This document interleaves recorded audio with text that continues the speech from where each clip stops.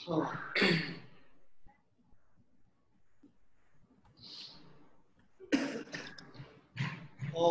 नमो भगवते वासुदेवाय। ओम नमो भगवते वासुदेवाय। ओम नमो भगवते वासुदेवाय। जन्माद्यस्य यतोऽन्वयादितरतश्चार्तेषु अभिज्ञस्वराट् तेन ब्रह्महृदयादिकवये मुह्यन्ति यत्सूरया। तेजो वारिमृदां यथा विनिमयो यत्र त्रिसर्गो मृषा धाम्ना स्वेन सदा निरस्तकुहकं सत्यं परं धीमहि। धर्माप्रोजितकैतवत्र परमो निर्वत्सराणां सतां वेद्यं वास्तवमत्र वस्तु शिवगं तापोत्रयन्मूलनम्। श्रीमद्भागवते महामुनि कृते किं वा परैरीश्वरा सद्यो हृदयावृत्यत्र कृतिभिः शुश्रूषुभिस्तक्षणात्। निगमकल्पतरोर्गलितं फलं शुकमुखादमृतद्रव्यसंयुतं पिबत भागवतं रसमालयं गुरो रसिका भुवि भावुकाः। ओम अज्ञानतिमिरान्धस्य ज्ञानाञ्जनं शलाकया चक्षुरुन्मीलितं येन तस्मै श्रीगुरवे नमः। मुखं करोति वाचालं पङ्गुं लङ्घयते गिरिं यत्कृपादमहं वन्दे श्रीगुरुं निरतारिणं परमानन्दमाधवम्। नमो विष्णुपदाय कृष्णपृष्ठाय भूतले श्रीमते भक्तिवेदान्त स्वामिनिति नामिने। नमस्ते सरस्वती देवे गौरवाणी प्रचारिणे निर्विशेष शून्यवादी पाश्चात्य देशतारिणे। नित्यानन्दमहं नौमि सर्वानन्दकरं परं हरिनामामृतं देवम् अवधूता शिरोमणिम्। आनन्दलीलामय विग्रहाय हेमाम्बदिव्य छवि सुन्दराय तस्मै महाप्रेम रसाप्रदाय चैतन्य चन्द्राय नमो नमस्ते। जय श्री कृष्ण चैतन्य प्रभु नित्यानंद श्री अद्वैत गदाधर शिवासादि गौर भक्तवृंद। हरे कृष्णा कृष्णा कृष्णा हरे हरे हरे राम राम राम हरे हरे।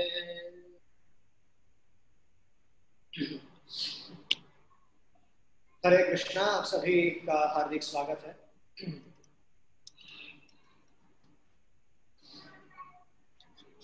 तो वेदव्यास जी बहुत प्रकार से बहुत सारे ग्रंथ लिखने के पश्चात वेदव्यास जी जो थे दुखी थे। इसके बाद श्री नारद जी आए और उन्होंने उनका जो अज्ञान था वो उन्होंने नष्ट कर दिया। कैसे नष्ट कर दिया? तो उन्होंने वेदव्यास जी को भगवान के भगवान का जो दिव्य श्रीमद् भागवत है उसके चतुर्श्लोकी भागवत उन्होंने नारद जी ने वेदव्यास जी को दिया। और साथ ही साथ नारद जी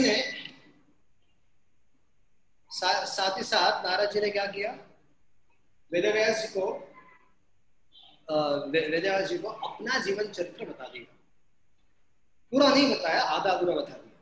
और जैसे ही आधा अधूरा जीवन चरित्र बताने के पश्चात किस तरह से वह साधुओं का संग प्राप्त किए, कैसे उन्होंने दीक्षा प्राप्त कर ली, तो ये जानने के पश्चात वेदव्यास जी में बहुत कौतूहल जाग उठा ये जानने के लिए कि आगे क्या हुआ। ये जो छोटे बालक के रूप में जो दीक्षा प्राप्त हुई, 5 वर्ष के बालक को इन महात्माओं से दीक्षा प्राप्त हुई, संग प्राप्त हुआ, ये तो बहुत बड़ी बात है। लेकिन उसके पश्चात क्या हुआ? वेदव्यास जी कौतूहल बस जानना चाहते कि इसमें जानना चाहते कि आपका अभी का जो देह है मिला हुआ है वो आपको कैसे प्राप्त हुआ, ये मैं जानना चाहता हूँ। तो सुत गोस्वामी बोलते हैं, सुत गोस्वामी शौनकादि ऋषि से कहते हैं, एवं निशम्य भगवान देवर्षिर जन्म कर्म च भूया प्रपश्यतम ब्रह्मण व्यासा सत्यवती सुता, कि हे शौनकादि ऋषियों, नारद जी के बर्थ और क्रिया जानने के बाद वेदव्यास जी ने और कौतूहलवश जानने का प्रयास किया। क्या जाना कि उन्होंने पूछा नारद जी से कि वो जो साधु महाजन लोग थे, उन्होंने आपको दीक्षा दे दी हुई, उपदेश दे दिया, और वो जब वो चले गए तब तब आपने क्या किया, और आपका जो अभी का जो शरीर है वो कैसे प्राप्त हुआ। अभी वेदव्यास जी जो कौन है, नारद जी के शिष्य है, और स्वाभाविक रूप से वेदव्यास जी को अपने गुरु के बारे में जानने के प्रति जिज्ञासा थी, इच्छा थी कि मेरे गुरु महाराज के बारे में मुझे सारी जानकारी होनी चाहिए, कि वो उनका पहले का इतिहास क्या है, वो कैसे थे, अभी वो कैसे इतने बड़े पार्षद, भगवान के पार्षद बन गए, वो सब जानना चाहते थे।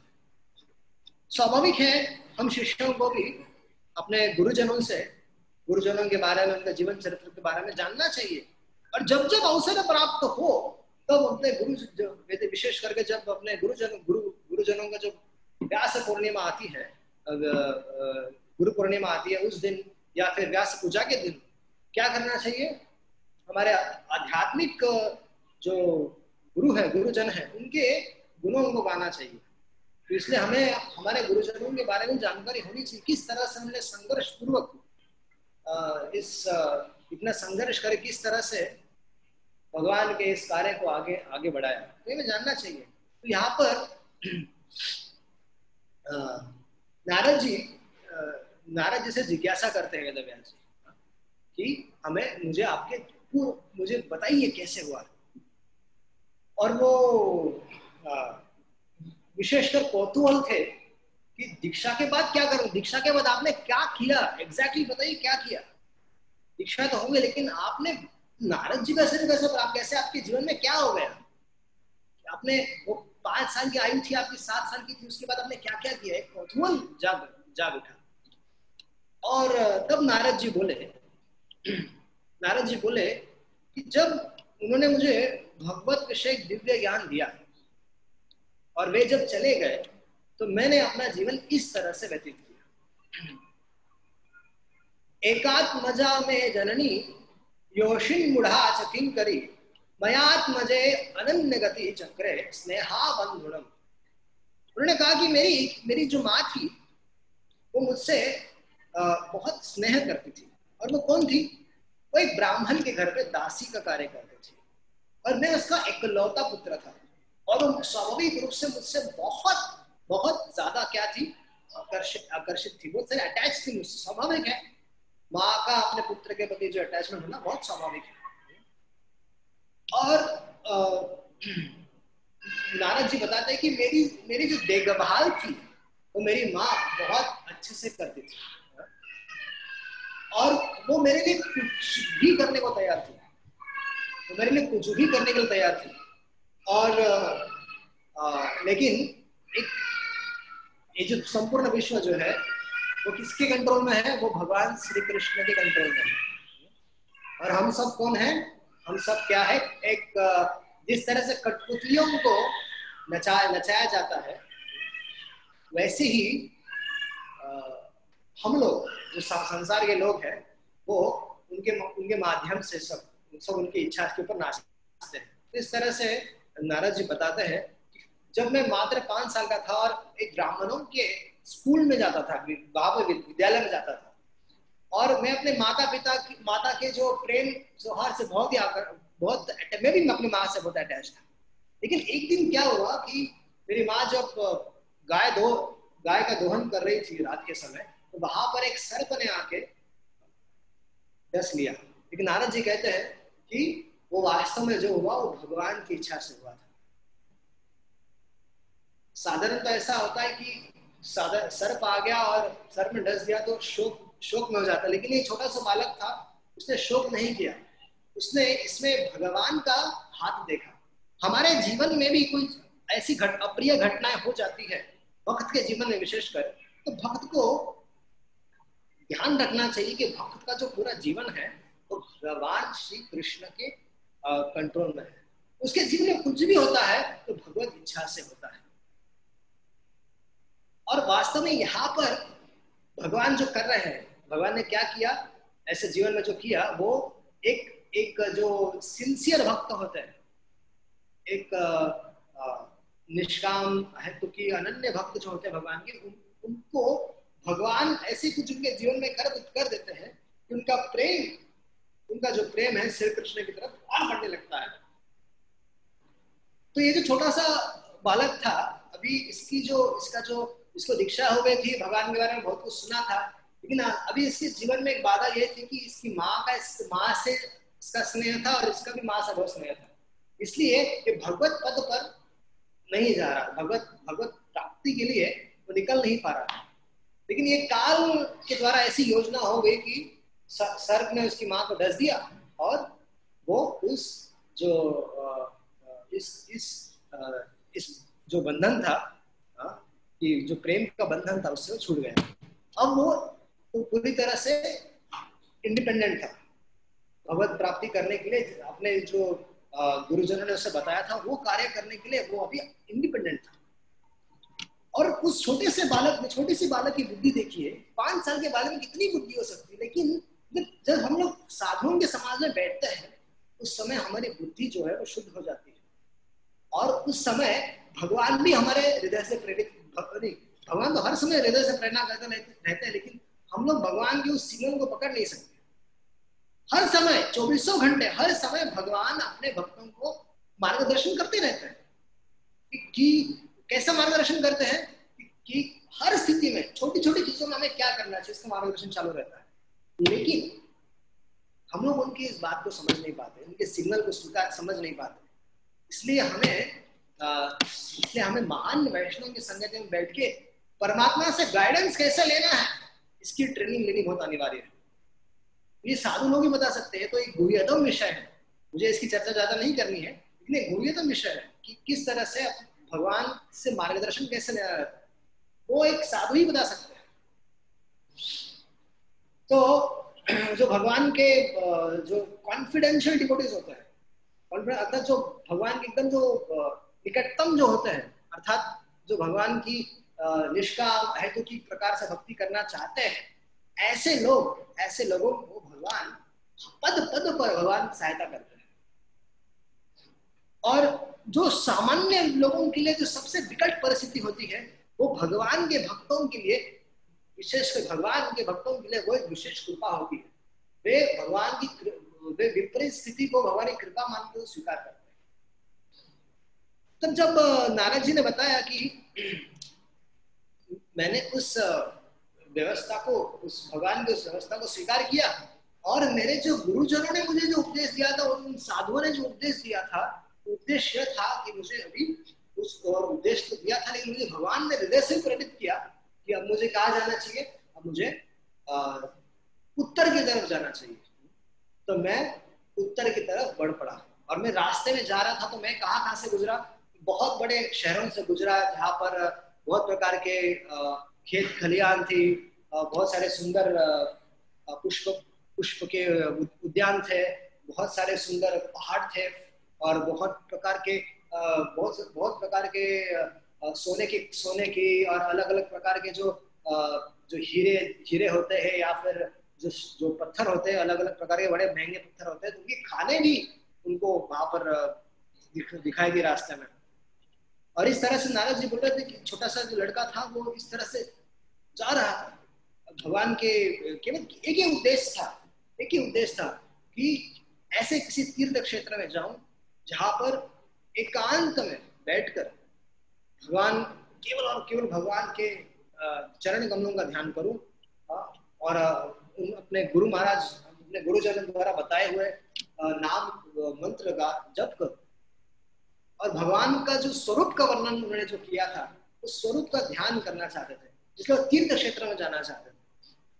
तो ये जो तीर्थ क्षेत्र होते हैं वो बड़े प्रभावशाली होते हैं, विशेषकर वृंदावन धाम, जगन्नाथपुरी धाम, मायापुर धाम, जहाँ द्वारका है, तो जहाँ पर साक्षात भगवान अवतरित होते हैं, और जहां पर वहां पर लीला करते हैं, तो ऐसे स्थानों में ऐसे स्थान जो भगवान से अभिन्न होते हैं।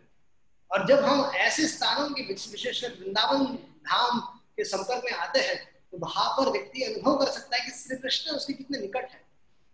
और वहां पर स्वाभाविक रूप से भगवान का धाम है, गिरिराज गोवर्धन है, यमुना जी है, जो रज है, वो सब वही है जो भगवान के समय में थी। और इसलिए यहाँ पर संपर्क में आने से क्या होगा, उस व्यक्ति का भगवान के प्रति, श्री कृष्ण के प्रति जो प्रेम है वो बढ़ेगा, और स्वाभाविक रूप से श्री कृष्ण के प्रति आकर्षण उदित होगा। और छोटा सा बालक ये बहुत सारे पहाड़ों से जा रहा था, बहुत सारे जगहों से गुजर रहा था, और फिर इसने एक बहुत ही सुंदर ऐसा, उसे बहुत भूख लगी थी, प्यास लगी थी, और उसने एक बहुत ही सुंदर सरोवर देखा जहां पर वो एक एकांत में बैठ गया, और उसने वहां पर एक वृक्ष के नीचे, उस वृक्ष के नीचे बैठकर अपना आचमन कर कर अपनी प्यास बुझाई, थोड़ा सा कुछ कंद फल भी खा लिया उसने, और उसने एकांत चित्त से जो साधुओं के द्वारा बताया जो भगवान का स्वरूप था उसका ध्यान करने लगे और चिंतन करने लगे। जैसा वर्णन उन्होंने किया था भगवान का, उस वर्णन से उन्होंने भगवान की प्रतिमा बना ली, और उस पर वो क्या करने लगे, चिंतन करने लगे, एकाग्र चित्त होकर चिंतन करने लगे। और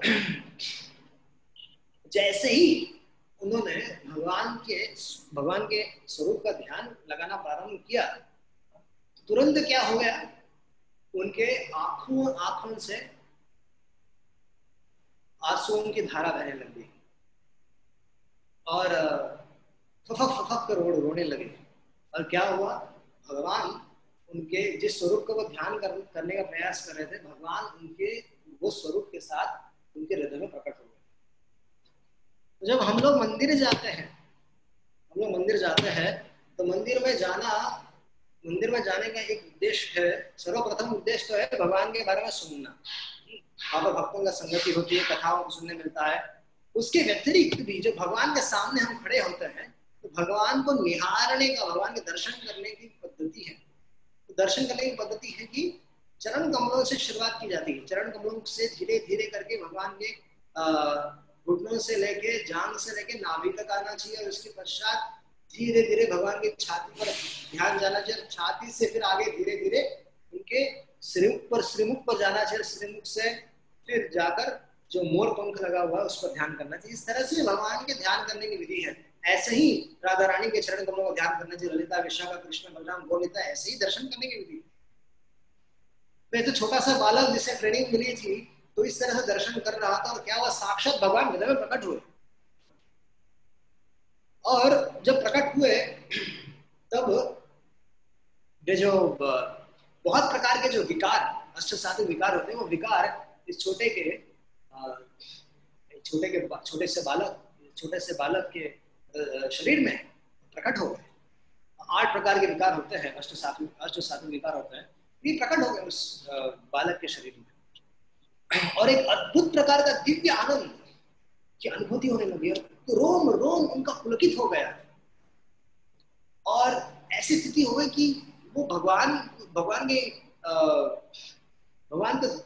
दर्शन तो करे, भगवान हृदय प्रकट हो गए, तो ये सारे सात्विक विकार प्रकट हो गए, लेकिन वो ठीक से दर्शन में नहीं कर पा रहे थे। रूपम भगवतो यत् तन्मना कांतम शुचापहम अपश्यन् सहस्रोत्पत्ते वैकल्याद्रुमनागिव। तो छोटे से बालक ने बहुत तृप्तता के साथ भगवान के दर्शन किए, और इससे क्या हुआ, उनका सारा जो हृदय का कल्मश था, या मन की जो थकावट थी, या फिर मन की जो स्थिति थी, वो सब पूरी तरह से वो एकदम दिव्यता का अनुभव करने लगे। और फिर क्या हुआ, भगवान ने दर्शन तो दे दिया, अचानक से अंतर्हित हो गए, गायब हो गए।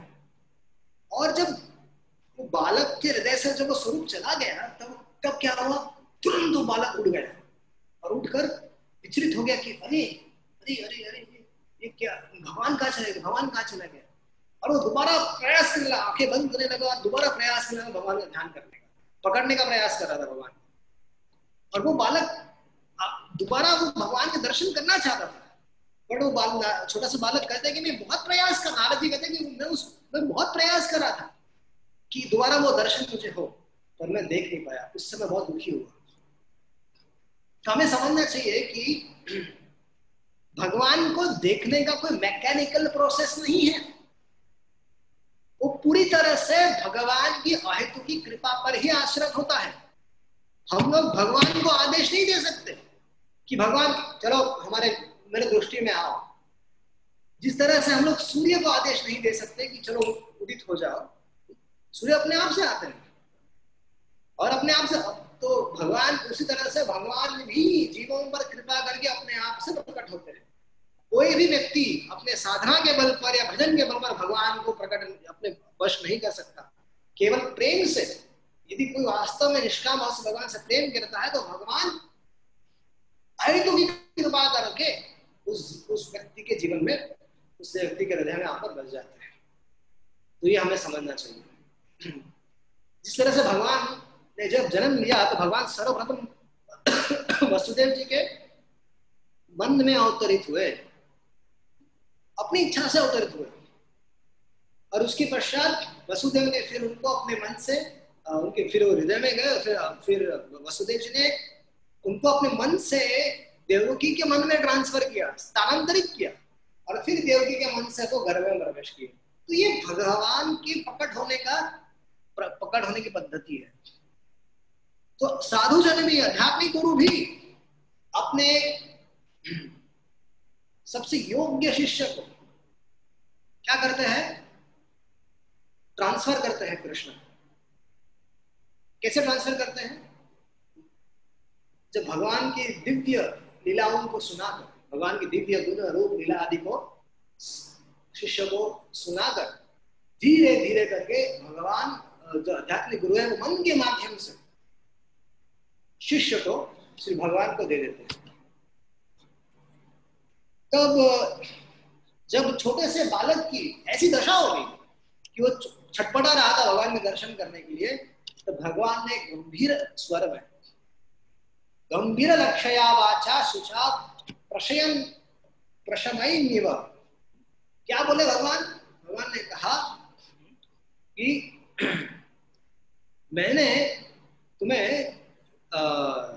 मैं तुम्हें दुख के साथ बताना चाहता हूं कि दोबारा तुम्हारे मेरे दर्शन इस जन्म में नहीं होंगे।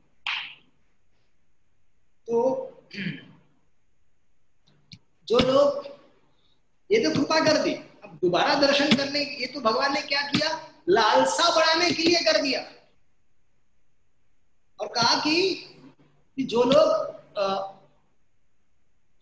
पूरी तरह से पके हुए नहीं होते हैं, अपक्व होते हैं, इनकम्प्लीट होते हैं, तो उनको उनकी मैं लालसा को बढ़ाने के लिए मैं ऐसा कुछ कर देता हूं जिससे कि उनकी लालसा बढ़ जाए, मुझे प्राप्त करने के लिए लालसा उनके हृदय में बढ़ जाए।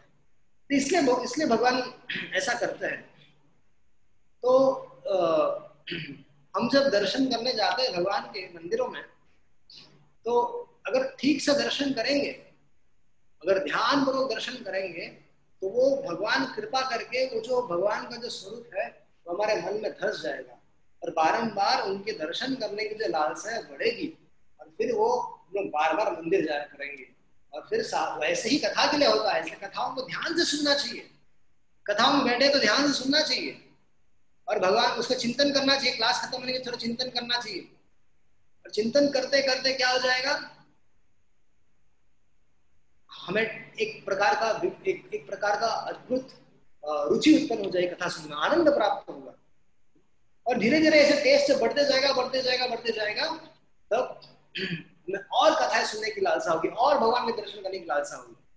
तो इस तरह से भगवान ने नारद जी के छोटे से बालक के इस लालसा को बढ़ाने के लिए, लोभ को बढ़ाने के लिए, इसके लिए लोग तो उनका प्रेम प्राप्त करने के लिए लोभ बढ़ना चाहिए, इसलिए उन्होंने ऐसा कर दिया। तो और उन्होंने क्या कहा कि जितना तुम, भगवान ने क्या कहा, जितना तुम मुझे प्राप्त करने के लिए तुम्हारी लालसा बढ़ती जाएगी उतना ही तुम्हारा भौतिकता से, जो भौतिक जगत है, उससे तुम डन होते जाओगे। तो यदि हमें जानना है कि हमारा मापदंड कैसा है, मतलब अर्थात कि भक्ति में हमारी स्थिति क्या है, अगर ये जानने की इच्छा है तो सबसे आसान तरीका है कि हमारी भगवान के गुणों को सुनने की कितनी इच्छा है, कितनी लालसा है, तो उतना हमारा स्थिति ठीक है। अगर लालसा नहीं है भगवान के बारे में सुनने की, भगवान का नाम जप करने की इच्छा नहीं है, तो गड़बड़ है, तब तो गड़बड़ है। अगर लालसा है तब तो सही है, और उसको बढ़ाने का प्रयास करना चाहिए। तो भगवान ने नारद जी से कहा कि, तो छोटे से बालक से कहा कि जो मेरी भक्ति करता है, जो मेरी प्रेम में भक्ति करता है, तो उससे क्या होता है, उसे उसका जो मन है पूरी तरह से, उसकी जो बुद्धि है पूरी तरह से उस पर स्थिर हो जाती है, और धीरे धीरे वो मेरा परिकर बनने के लिए आध्यात्मिक जगत की तरफ बढ़ते रहता है। उसकी भक्ति जैसे बढ़ती जाती है तो वो मेरा आध्यात्मिक जगत में आने के लिए तैयार होते जाता है। और जैसे ही समय बीतता है और उसका समय बीतता है, उसका शरीर छूट जाता है और फिर मेरा पार्षद बन जाता है। भगवान की सेवा करना अर्थात भगवान के एक प्रामाणिक प्रतिनिधि के माध्यम से, भगवान के प्रामाणिक प्रतिनिधि के माध्यम से उनके मार्गदर्शन में भक्ति करनी चाहिए, तब तो भक्ति फलित होती है। यहाँ पर भी हमने देखा कि छोटा सा बालक उनके जो भक्ति विधान जो आए थे उनके मार्गदर्शन में भक्ति कर रहा था, उसको फल प्राप्त हुआ। उसी तरह से ध्रुव देखिए, प्रहलाद देखिए, सब जगह नारद जी का हाथ है। ध्रुव है, प्रहलाद है, प्रचेतागण है, कई सारे जगह उदाहरण है भागवत में। इस सब जगह आध्यात्मिक गुरु, एक प्रामाणिक गुरु का आश्रय ग्रहण करना और उनके मार्गदर्शन में की हुई भक्ति फलित होती है। और तब हम लोग क्या कर सकते हैं, हम लोग हमारी ट्रेनिंग रहती है, हमारी ट्रेनिंग चलती है। जिस तरह से हम लोग किसी जॉब में जाते हैं तो शुरुआत में 6 महीने तक हमारे इंडक्शन पीरियड होता है, ट्रेनिंग दी जाती है, और कंपनी में क्या चल रहा है वो सब हमें जानने के लिए प्रयास मिलता है, अलग अलग डिपार्टमेंट में जाते हैं और सब समझते हैं। उसी तरह से जो आध्यात्मिक गुरु है वो हमारी ट्रेनिंग करते हैं। ट्रेनिंग कैसे देते हैं हमें, तो भगवान के बारे में बताकर, हम कुछ गलत कर रहे हैं अपने जीवन में, उसको सुधार कर, डांट कर, फटकार कर हमें सुधारते हैं।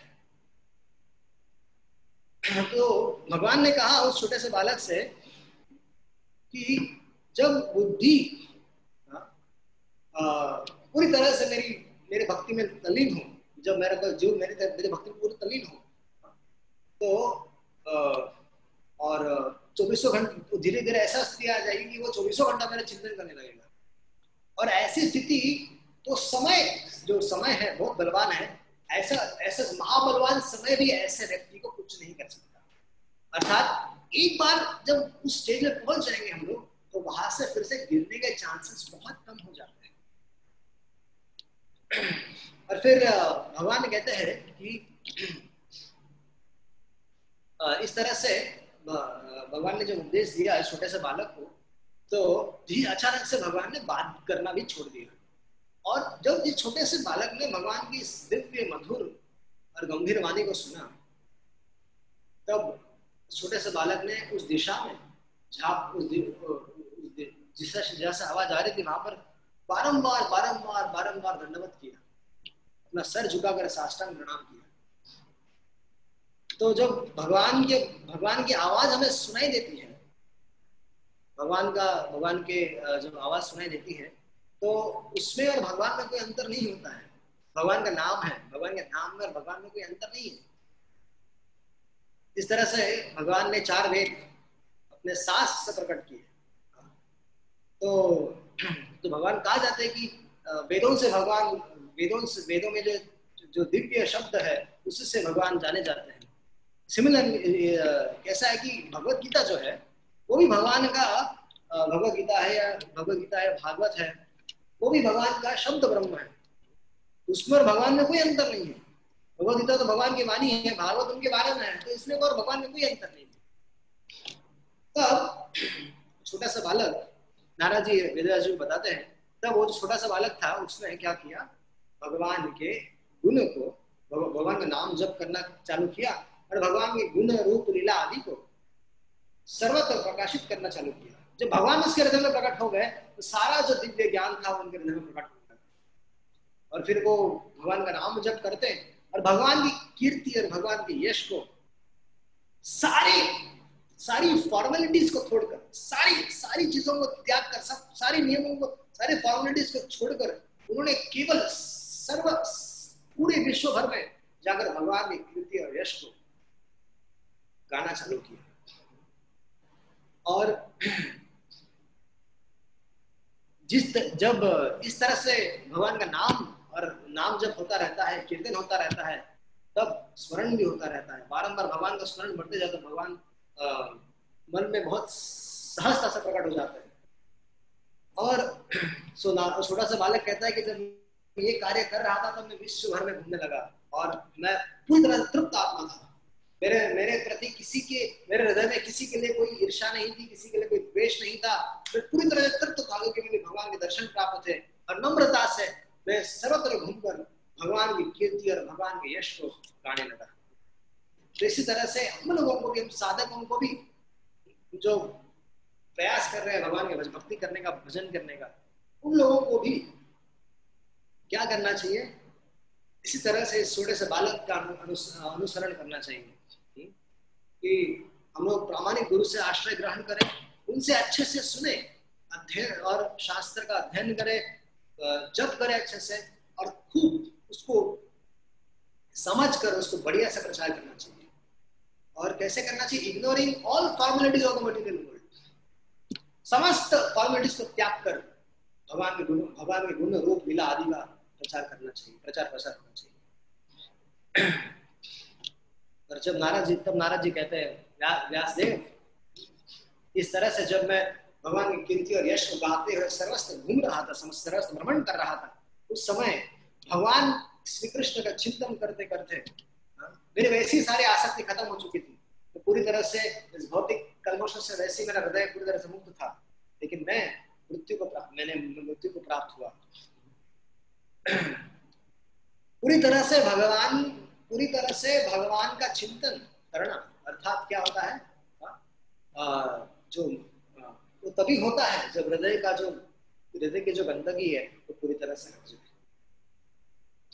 जिस तरह से एक अमीर व्यक्ति होता है जिसके पास बहुत सारा धन हो, वो छोटी छोटी चीजों के लिए लालायित नहीं रहता, उसी तरह से जो भगवान के भक्त होते हैं, जो उच्चतम स्थिति को प्राप्त करने की लालसा रखते हैं, उनसे अलग भगवान के धाम, भगवान का पार्षद बनने की लालसा रखते हैं, तो वे लोग इस संसार के तुच्छ छोटी छोटी चीजों में उनकी आसक्ति नहीं होती।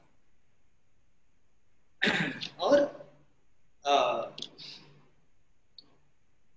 ऐसी जब स्थिति आ जाती है व्यक्ति के जीवन में, तो वो भगवान समझना चाहिए कि ऐसा भक्त भगवान का प्रेमी भक्त है ये। और ऐसे या फिर हम जो अगर ऐसी स्थिति में है तो हम समझना चाहिए हम लोग सही रास्ते जा रहे हैं। और तब क्या हुआ, तो नारद जी बताते हैं वेदव्यास जी को, तब मुझे क्या हुआ, तब मुझे प्राप्त हुआ एक आध्यात्मिक शरीर प्राप्त हुआ। मैंने वो शरीर छोड़ दिया, 5 तत्वों से बना हुआ शरीर छोड़ दिया, और मैंने क्या किया, मुझे एक आध्यात्मिक शरीर प्राप्त हुआ। जब यहाँ का शरीर छूटता है, देखो हमारा जो देह है ना, जो हमारा जो आत्मा है, देही, वो शरीर के बिना नहीं रह सकता। देही को हमेशा देह चाहिए।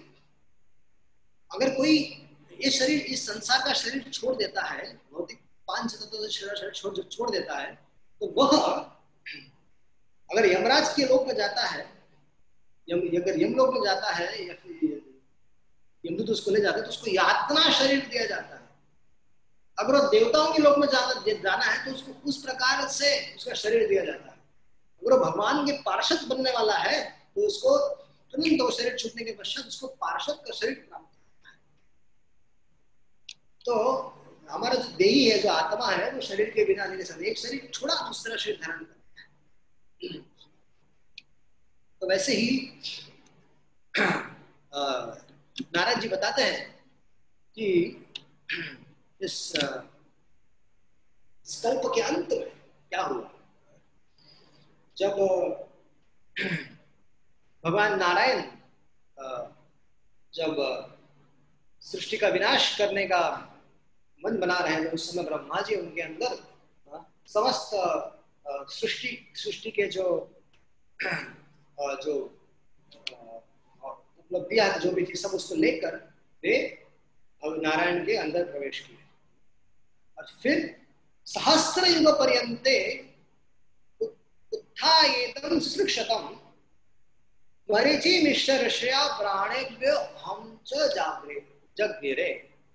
तब क्या हुआ, बहुत सहस्र युग के पश्चात क्या हुआ, ब्रह्मा फिर से जगे।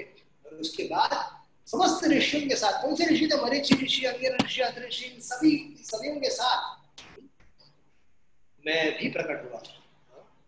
तो ये उद्देश्य ये नारद जी बता रहे हैं। और उसके बाद मैंने क्या किया, मैंने कहा कि मैं मेरा शरीर था, दिव्य शरीर था। तब मैं कहीं भी किसी भी लोक में जा सकता हूँ, मैं कहीं, मुझे कहीं भी किसी भी लोक में जाने के लिए मुझे कोई रेस्ट्रिक्शंस नहीं है। ऐसे कई सारे लोग होते हैं, नारद जी उनमें से एक है जो तीनों लोकों में, तीनों लोग ही नहीं, वैकुंठ जगत में भगवान के धाम, गोलोक धाम, वृंदावन धाम, द्वारका धाम, मथुरा धाम, इतने भी धाम है, पाताल लोक, जितने सारे लोग नीचे है, ऊपर है, समस्त मतलब जितना सारा आध्यात्मिक जगत है या भौतिक जगत है, इन समस्त जगहों में नारद जी विचरण कर सकते हैं, विचरण करते हैं। आपने बृहद भागवतम में देखा होगा, उसमें अगर आप गोप कुमार का जीवन चरित्र देखे होंगे तो गोप कुमार के साथ नारद जी की भेंट होती, सब जगह पर होती है। तो किसी ने पूछा कि ऐसा क्यों हुआ नारद जी के साथ। अनुग्रहान महाविष्णु विघात गति क्वचित, ये जो भगवान की कृपा से मेरे जो हृदय में जो अतुट प्रकार से जो मैंने भगवान की भक्ति की है, उसका फल है मुझे ये दिव्य वस्तु प्राप्त हुई है। ये जो शरीर मिला है और ये जो समस्त ब्रह्मांड में घूमता हूँ, ये भगवान की भक्ति का कमाल है। और मैं क्या करता हूँ, मेरा काम क्या है, क्या करता हूँ, समस्त जगहों में जाकर मैं वीणा पर, भगवान द्वारा जो मुझे वीणा प्राप्त हुई है, इस वीणा पर मैं भगवान की कीर्ति और यश को सदैव गाता रहता हूँ, सर्वत्र घूमता रहता हूँ, भ्रमण करता रहता हूँ, और दूसरों को कृष्ण को मैं देता हूँ, लोगों को कृष्ण से जोड़ता हूँ। यही मेरा काम है, यही मेरा, मैं डायरेक्ट कृष्ण की नौकरी करता हूँ। नारद जी ऐसा कहता है। तो हम लोगों को भी नारद जी के उपदेश में का पालन अनुसरण करते हुए हमें प्रयास करना चाहिए कि लोगों को कृष्ण से जोड़ना चाहिए। कभी भी कोई भक्त है, भगवान की भक्ति कर रहा है, सेवा में है, उसको भगवान की सेवा से अलग नहीं करना चाहिए। We should never discourage others. हमेशा हमें उनका बल बढ़ाना चाहिए, उत्साह बढ़ाना चाहिए, और उनको हर एक को भगवान के करीब लाने का प्रयास करना चाहिए। हाँ, हो सकता उसके लिए भले हमें सहन करना पड़े, क्या सहन करना पड़े, उसके लिए हो सकता है हमें गाली गलौज बहुत कुछ सुनना पड़ेगा, सहन करना पड़ेगा। लेकिन बहुत सहन करने के बावजूद भी हमें दूसरों का हित ही विचार करना चाहिए। खुद का भले अहित हो रहा हो, लेकिन उस अहित की स्थिति में भी हमें दूसरों के विषय में विचार करना चाहिए कि अरे बेचारा दुखी है, इसको कृष्ण, इसके जीवन में कृष्ण होने चाहिए, उसको प्रयास करना चाहिए। कोई अन्य भक्त दुखी है, उसको प्रयास करना चाहिए, उसको कृष्ण के पास ले आना चाहिए। तो इस तरह से ये भाव होना चाहिए। इससे भगवान हृदय में रहते हैं, सब कुछ जानते हैं, सब कुछ नोट करते रहते हैं, इससे भगवान को प्रसन्नता प्राप्त होगी, निश्चित प्राप्त होगी। हमें हमेशा दूसरों में एनकरेज करना चाहिए और कृष्ण की तरफ, कृष्ण की सेवा की तरफ, कृष्ण के लोगों को नाम जप कराने के लिए, उनके बारे में सुनने के लिए प्रेरित करना चाहिए। तो तब नारद जी कहते हैं कि जो भगवान श्री कृष्ण है ना, जिनकी जब मैं वीणा बजाता हूँ जब मैं कुछ भगवान के गुणों को गाता हूँ तो वो जो भगवान श्री कृष्ण है, जिनकी जिनके गुण और जिनके रूप, जिनकी लीलाएं सर्वत्र प्रसारित है, और कानों के लिए भी अमृत के समान है, वो क्या होता है जब मैं मेरे मुख से मैं गाता हूँ तो तुरंत मेरे हृदय में आकर विराजते हैं और मेरी मेरी बातों को सुनते रहते हैं। तो इस तरह से नारद जी कहते हैं कि ये मेरा व्यक्तिगत अनुभव है कि प्रत्यक्ष रूप से मैंने देखा है किस तरह से मैं एक छोटा सा दासी पुत्र था, और दासी पुत्र से मैं भगवान के भक्तों की कृपा से उनका नाम जप जप करते हुए उनके गुण रूप लीला और कीर्ति का आश्रय ग्रहण करते हुए मैंने आज पार्षदत्व का शरीर प्राप्त किया है। तो इस तरह से नारद जी वर्णन करते हैं, और फिर वो कहते हैं कि व्यासदेव, तुम भी समस्त पापों से मुक्त हो, और मैंने तुम्हें अपना जीवन चरित्र बताया कैसे मैंने सिद्धि प्राप्त की। अब मैं कि मुझे आशा है कि इससे तुम्हें बहुत तुम्हें भी संतुष्टि निश्चित मिली होगी। और तब सुत गोस्वामी कहते हैं, एवं संभाष्य भगवान नारदो वासवी सुतम आमंत्र्य विना रमयन्ययो यादृश्चिको मुनि। क्या कहते हैं, नारद जी जैसे आए थे, वेद व्यास को उपदेश किया, अपना जीवन चरित्र बता दिया, भागवत की महिमा का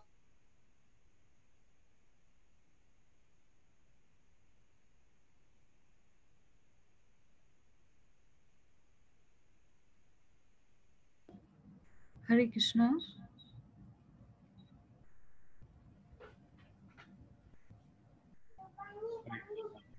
प्रभु जी आपकी आवाज नहीं आ रही है।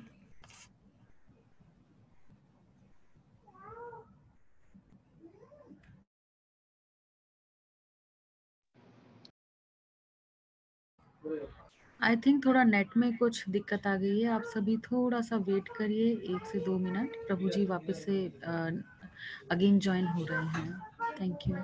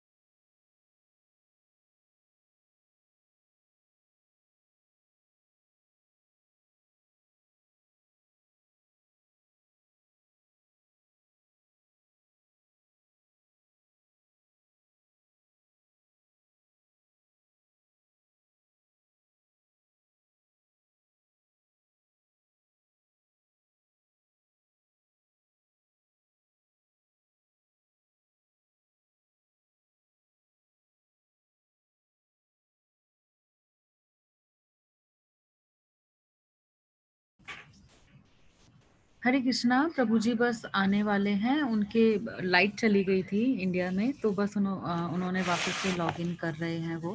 तो आप बस 2 मिनट और वेट करिए, प्रभु जी आ गए हैं।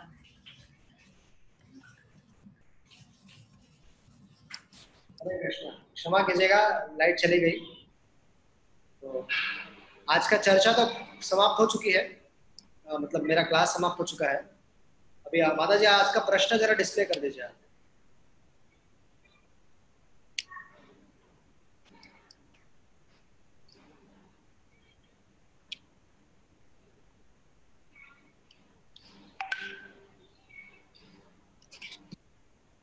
तो आज का प्रश्न है कि आज का जो श्लोक है जो इस हफ्ते के लिए आप लोगों को याद करना है वो ये है 1.6.35 यमाद्भिर्योग पाठै कामलोभाहतो मुहुः मुकुन्द सेवया यद्वत् तथात्माथा न संयति.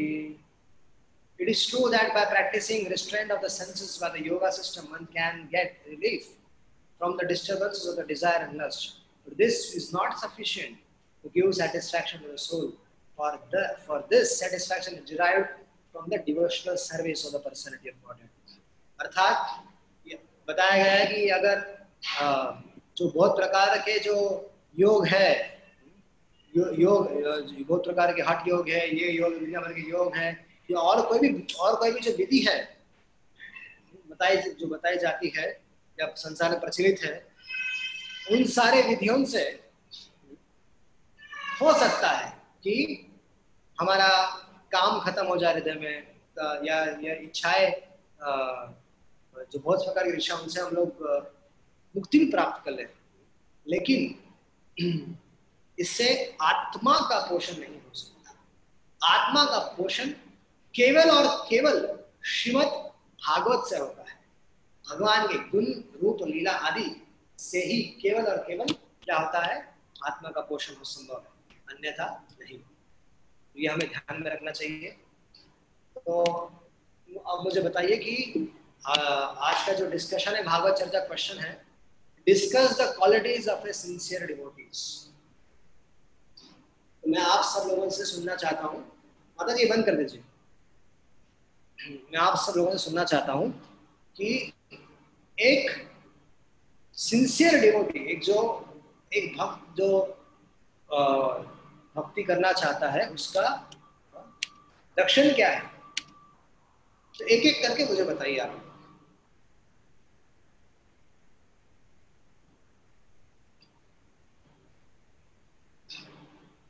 हमने नारद जी का चरित्र सुना, वेदव्यास जी के बारे में सुना। आज जो नारद जी का कैसे उन्होंने भगवत प्राप्ति कर ली, कैसे उन्होंने पार्षद का शरीर प्राप्त कर लिया। तो आप बताइए कि भक्त के लक्षण कैसे हैं, एक अच्छे भक्त के लक्षण क्या क्या बताइए। हरे कृष्णा प्रभु जी, दंडवत प्रणाम। जय श्री प्रभुपाद। जय कुमार, चलिए। या प्रभु जी, अच्छे भक्त के लक्षण ये रहेंगे कि वो हमेशा भगवान के बारे में सुनने की इच्छा करेगा।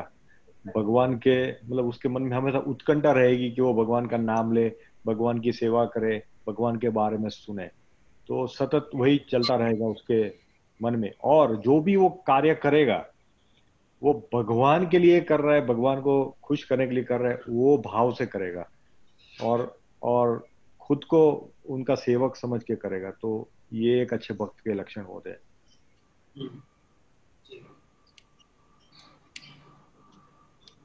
और किसी का बताइए, और बताइए, और कोई लक्षण है।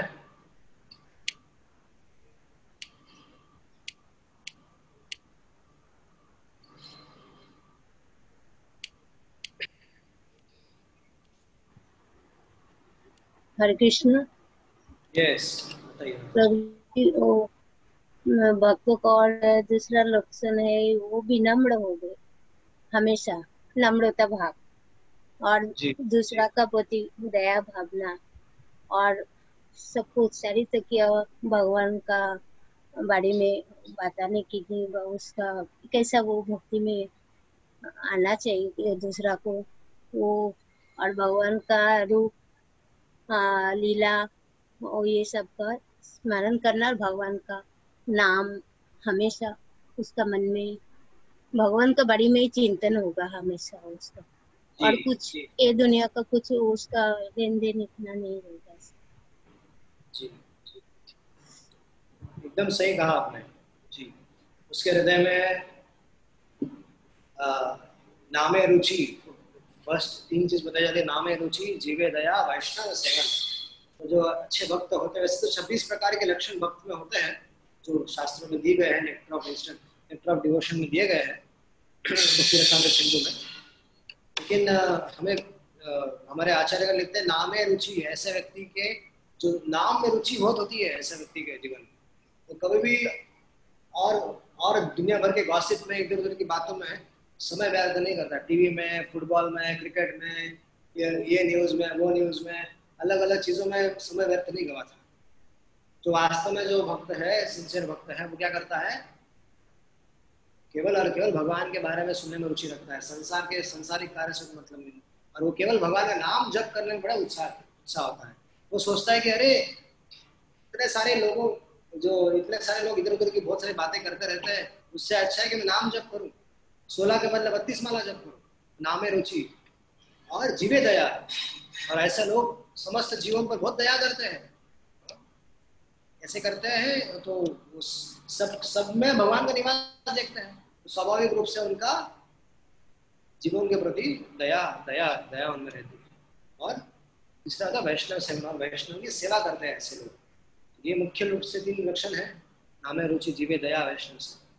तो और आप लोगों को क्या इस ये जो प्रसंग है नारद व्यास संवाद, उसमें से जो नारद जी का जीवन चरित्र है या छोटे से बालक का चरित्र है, इसमें से आप लोगों को क्या प्रेरणा मिली, कैसे होना चाहिए अपने भक्तों का जीवन, बताइए।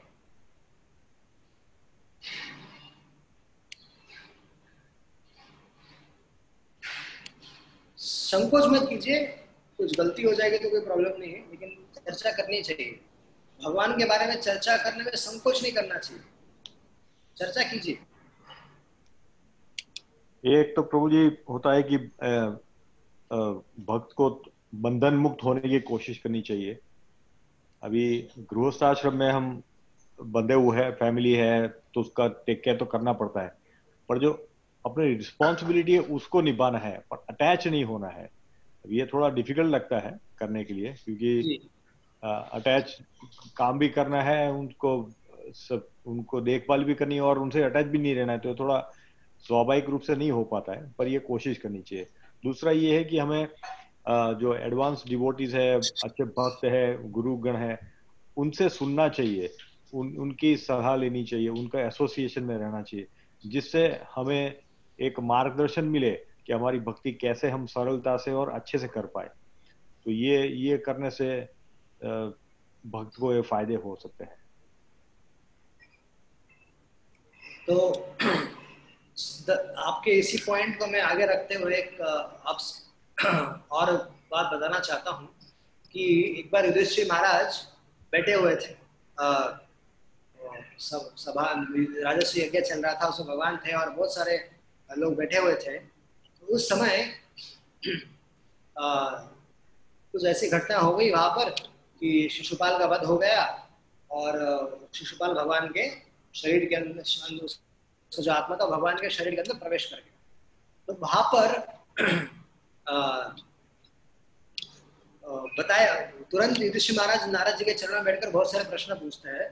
तो प्रश्नों के प्रसंग में उन्होंने फिर उनके 7वें स्कंद में जो प्रहलाद महाराज चरित्र आता है, हिरण्यकशिपु का, हिरण्याक्ष का, वो सब सुना। तो वो सब चर्चा हुई और उसके बाद फिर युधिष्ठिर महाराज ने विविध प्रकार के धर्मों के बारे में पूछा, वर्ण और आश्रम के जो धर्म है उनके बारे में पूछा। और उसके पश्चात उन्होंने पूछा कि क्या करना चाहिए एक मेरे जैसे ग्रह मूढ़धीर व्यक्ति को, क्या करना चाहिए, मेरे जैसे व्यक्ति जो संसार में फंसे हुए हैं। वैसे संसार में फंसे हुए नहीं थे, लेकिन वो अपने आप को इस तरह से पूछ रहे थे कि ग्रहेष्वावस्थितो राजन क्रिया कुर्वने तो चित्त की सॉरी ग्रहस्थयेतां पदवीं विधिनायन चांदसा या देवर्षय ब्रूहि मातृश्व ग्रह मूर्ति। तो पूछ रहे थे वेदव्यास जी से कि मुझे क्या करना चाहिए, सॉरी नारद जी से पूछ रहे थे कि मुझे क्या करना चाहिए, मुझे किस तरह से मैं गृहस्थ होते हुए सन्यासियों की गति को मैं कैसे प्राप्त करूं। तो ये जानने की बड़ी लालसा थी उनको। तब नारद जी ने बहुत ही सुंदर उपदेश दिया। उन्होंने क्या आदेश दिया, उन्होंने क्या बोला कि हम सबको ये सबक लेना चाहिए कि हमारे जो ड्यूटीज है हमारे परिवार के तरफ, उनमें वो हमें करनी चाहिए। कैसे करने चाहिए? जैसे एक साधारण मनुष्य एक अपने जनरली अपने पति अपने पत्नी का अपने बच्चों का जैसे ध्यान रखता है वैसे उन्हें करनी चाहिए। लेकिन उन्होंने एक बात कही, विरक्तो रक्तवत्र नृलोके निरताम न्यसेत। अर्थात उन्होंने क्या कहा कि बाहरी रूप से क्या करना चाहिए? आसक्ति दिखानी चाहिए। और अंदर से क्या होना चाहिए कि पूरी तरह से डिटैच्ड। जब परिवार वाले कुछ कहते हैं तो उनका अनुमोदन करना चाहिए, हाँ सब ठीक है मैं करूंगा ये, और उनको ध्यान में रखना चाहिए। कोई भक्त है और वो कहता है कि माता पिता की सेवा नहीं करनी है, वो तो माया है, ये है वो है, तो इस तरह से अपसिद्धांत की बात नहीं करनी चाहिए। हमारा जो नारद जी बोलते हैं कि हमारा जो कर्तव्य है अपने माता पिता की तरफ वो हमें निभाना ही चाहिए, लेकिन उसमें माता पिता की तरफ, पत्नी की तरफ, बच्चों की तरफ जो भी हमारा कर्तव्य है वो हमें करना ही है, लेकिन हमें उनमें आसक्ति नहीं होनी है। तो यहाँ पर आसक्ति छोड़ने की बात कही जाती है, जो सांसारिक लोगों को नहीं। तो ये हमें थोड़ा ये हमें जानने का प्रयास करना चाहिए कि इस तरह से नारद जी ने विष्णु महाराज को उपदेश किया। और किसी के बारे में के पास कोई पॉइंट है तो बताइए। हरे कृष्ण प्रभु जी, धर्म प्रणाम। यस प्रभु जी, बोलिए, सुन रहा हूँ। मतलब मेरे को मतलब जहाँ तक आपने जो बोला है ना अभी तक, वहां तक एक पॉइंट आया है, simple without material possession. Like जैसे आप बता रहे थे कि जो नारद मुनि के साथ इतने प्रॉब्लम्स हो गई थी, हाँ, और फिर भी मतलब उन्होंने भगवान को याद किया। तो जैसे आपने बताया कि जैसे हमारी लाइफ में भी बहुत कुछ हो जाता है, तो हमें ऐसे परेशान नहीं होना चाहिए। जी ठीक है, धन्यवाद, थैंक यू। और किसी का कोई प्रश्न है? आपको अपना व्यक्तिगत रूप से किसी को प्रश्न पूछना है इस विषय में तो पूछिए। आज के प्रसंग में किसी को प्रश्न है, जिज्ञासा है तो पूछ सकते हैं।